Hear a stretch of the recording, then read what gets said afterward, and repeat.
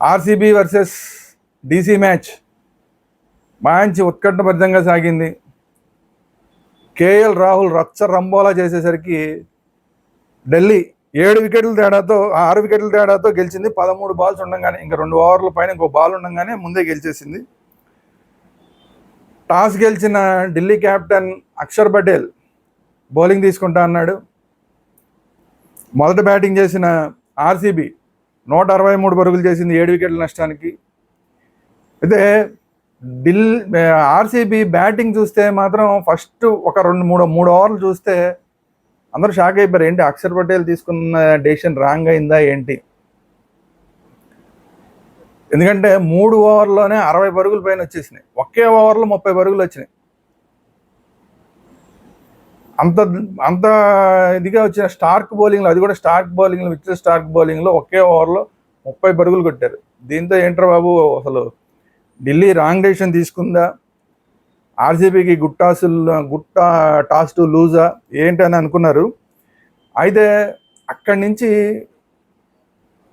ఈ Phil Salt అనవసరంగా తొందరపడి ఒక రన్అట్ అవడంతో ఆర్సీబీ డౌన్ఫాల్ స్టార్ట్ అయింది. 17 పరుగులు 17 బంతుల్లోనే 37 పరుగులు చేసిన ఫిల్ సాల్ట్ దురదృష్టవశాత్తు రన్అట్ అయ్యాడు. దాని తర్వాత పడిక్కల్ వచ్చి కేవలం ఒకే ఒక్క పరుగు మాత్రమే చేసి పడిక్కల్ అవుట్ అయ్యాడు. దాని తర్వాత విరాట్ కోహ్లీ 22 పరుగులు మాత్రమే చేసి విరాట్ కోహ్లీ అవుట్ అయ్యాడు. పటీదార్ క్యాప్టెన్ ఇన్నింగ్స్ ఆడతాడేమో, ఇంతకుముందు ప్రతి మ్యాచ్లో బ్రహ్మాండంగా ఆడుతున్నాడు అనుకుంటే అలాంటి పటీదార్ కూడా 23 బంతులు తీసుకుని 25 పరుగులు మాత్రమే చేశాడు. తర్వాత లివింగ్స్టన్ వచ్చి అంత ముందు మ్యాచ్లోనూ రెక్లెస్గా ఆడి అవుట్ అయ్యాడు. ఈ మ్యాచ్లోనూ కూడా ఎటో కొడదాం అనుకుంటే అది ఎటో వెళ్ళింది, క్యాచ్ అవుట్ అయిపోయి కేవలం 6 బంతులు ఆడి కేవలం 4 పరుగులు మాత్రమే చేసి అవుట్ అయ్యాడు. జితేష్ శర్మ మామూలు రెగ్యులర్గా బ్రహ్మాండంగా ఆడతాడు అనుకున్న జితేష్ శర్మ 11 బంతులు ఆడి కేవలం 3 పరుగులు మాత్రమే చేశాడు. ఆ తర్వాత కునాల్ పాండ్యా 18 బంతుల్లో 18 పరుగులు చేశాడు. ఇక వీళ్ళందరూ భువనేశ్వర్ కుమార్ 4 బంతులు ఆడి 1 పరుగు చేశాడు. అందరు చూడండి, బంతులు ఎక్కువ, స్కోర్ తక్కువ. అంటే ఎంత బాగా బౌలింగ్ చేశారు ఢిల్లీ వాళ్ళు, రికవర్ చేసుకుని ఎంత బాగా బౌలింగ్ చేశారనే చూడదు. ఒక్క టిమ్ డేవిడ్ ఒక్కడే 20 బంతుల్లో 37 పరుగులు, అది కూడా లాస్ట్లో. తను కూడా ముందు స్లో ఆడాడు, లాస్ట్ 2 ఓవర్లు మాత్రం దుమ్ము రేగొట్టేశాడు. ఆ టిమ్ డేవిడ్ ఆడిన 37 పరుగుల వల్ల కనీసం ఆ మాత్రం 163 స్కోర్ అనేది వచ్చింది. లేదంటే 130 దగ్గర 120 దగ్గర అయిపోయేది. సరే, వికెట్ల విషయానికి వస్తేనేమో విప్రాజ్ నిగమ్ 2 వికెట్లు తీశాడు. భువనేశ్వర్ కుమార్ 1, కుల్దీప్ యాదవ్ 2 వికెట్లు తీశాడు. అలాగే శర్మ 1 వికెట్ తీశాడు. మిచెల్ స్టార్క్ని మాత్రం బాగా కొట్టారు. 3 ఓవర్లు 11 ఓవర్కి 11.67 చొప్పున కొట్టారు. అంటే మిచెల్ స్టార్క్ని ఏ విధంగా కొట్టారు, అది కూడా ఆ 2వ ఓవర్లో ఒకే ఓవర్లో 30 పరుగులు కొట్టడంతో మొత్తం అతనికి చుక్కలు కనబడినాయి మిచెల్ స్టార్క్. సో అక్కడి నుంచి సెకండ్ ఇన్నింగ్స్ బ్యాటింగ్ మొదలుపెట్టిన డీసీ డూప్లెసిస్ 2 పరుగులకి అవుట్ అయిపోయాడు. 7 బాల్స్ ఆడి 2 పరుగులకి అవుట్ అయిపోయాడు. ఇంకొక ఓపెనర్ మెర్గ్రుక్ 6 బంతుల్లో 7 పరుగులు మాత్రమే చేసి అవుట్ అయ్యాడు. ఏంట్రా బాబు, 163 పరుగులు అంటే ఈజీ గెలిచేస్తారు అనుకుంటే మళ్ళీ వీళ్ళకి కూడా ఫస్ట్ ఓపెనింగ్లోనే చాలా పెద్ద దెబ్బ పడిపోయింది. దాని తర్వాత 1 డౌన్లో వచ్చి ఇంపాక్ట్ ప్లేయర్గా వచ్చిన అభిషేక్ పోరెల్ 7 బంతుల్లో 7 పరుగులు మాత్రమే చేసి అతను అవుట్ అయిపోయాడు. 3 వికెట్లు దన్న పడిపోయినాయి. అక్కడి నుంచి తర్వాత కేఎల్ రాహుల్ వచ్చాడు. కేఎల్ రాహుల్ వచ్చిన దగ్గర నుంచి స్లోగా ఆడుతున్నాడు. ఒక స్టేజ్లో ఏంటంటే కేఎల్ రాహుల్ 26 బంతుల్లో 27 పరుగులు, 28 బంతుల్లో 29 పరుగులు అలా నడిచింది. సరే, ఈలోపు అక్షర్ పటేల్ వచ్చి 11 బంతుల్లో 15 పరుగులు మాత్రమే చేసి తను కూడా అవుట్ అయిపోయాడు. ఇదేదో తేడా కొట్టింది అబ్బాయి, ఢిల్లీకి ఇక తప్పదేమో, ఇప్పుడు దాకా ఓడిపోకుండా వస్తున్నారు, ఇంకా ఓటమి తప్పదేమో ఈ మ్యాచ్లో అనుకున్న దగ్గర నుంచి స్టబ్స్ వచ్చాడు. స్టబ్స్ వచ్చి దగ్గర నుంచి మొత్తం మారిపోయింది.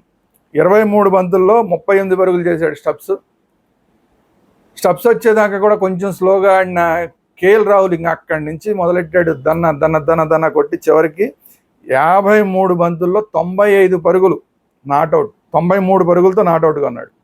53 బంతుల్లో 93 పరుగులతో నాట్అవుట్గా ఉన్నాడు. ఫస్ట్ అక్కడ 28 బంతుల్లో 29 పరుగులు, 26 బంతుల్లో 28 పరుగులు అలా నడిచింది. కాస్త 53 బంతుల్లో 93 పరుగులు చేసి నాట్అవుట్గా ఉన్నాడు. స్టబ్స్ కూడా 38 పరుగులు చేసి నాట్అవుట్. అక్షర్ పటేల్ అవుట్ అయినప్పుడు మాత్రం అసలు ఇంక అయిపోయిందిరా బాబు, ఇంక ఓటమి తప్పదేమో, కొట్టగలుగుతారా లేదా వీళ్ళు ఏంటి అనుకున్న దగ్గరించి ఒక్కసారి అసలు మళ్ళీ నెక్స్ట్ బ్యాట్స్మెన్కి అవకాశమే రాకుండా ఇద్దరు కలిసి స్టబ్స్ను కుల్దీప్ మన కేఎల్ రాహుల్ కలిసి మ్యాచ్ని ఫినిష్ చేసి పడేశారు. కేఎల్ రాహుల్ బ్యాటింగ్ అయితే నెక్స్ట్ లెవెల్, మామూలుగా లేదు. అంత గెలిచేసిన తర్వాత ఇది నా place, Bengaluru my own city అని ఇలా చూపించాడు. నాది ఇది, ఈ ప్లేస్ నాది అని చెప్పి. అంటే ఏ స్థాయిలో కాన్ఫిడెంట్గా ఆడాడో చూడండి మీరు.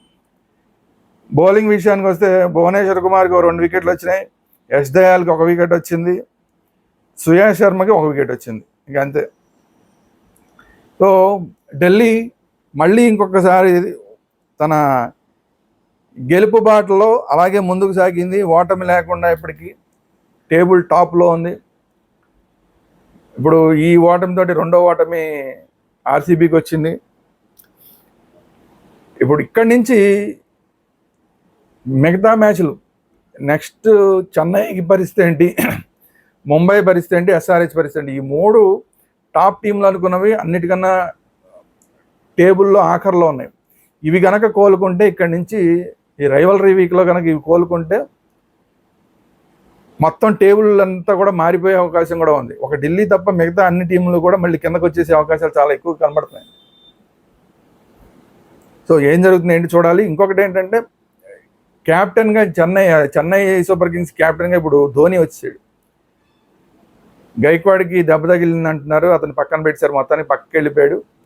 మరి ఓటమి అంచుల్లో ఉంది కాబట్టి అన్ని వరుస పెట్టి ఓడిపోతున్నారు కాబట్టి ఏమన్నా ఎవరు తీసుకోవడానికి ఇష్టపడలేదా, లేదంటే సిఎస్కే వాళ్ళే ఆఫర్ చేశారా ధోనికి, ఏం జరిగింది ఎలా జరిగింది అనేది పక్కన పెడితే అసలు మొన్న మ్యాచ్లో వాళ్ళ అమ్మగారు నాన్నగారు వచ్చారు, ఇక రిటైర్మెంట్ ప్రకటించేయడమే ఆలస్యం, ప్రకటించబోతున్నాడు అనుకున్న స్టేజ్ నుంచి ఇప్పుడు ఒకేసారి చెన్నైకి క్యాప్టెన్ అయిపోయాడు ధోని.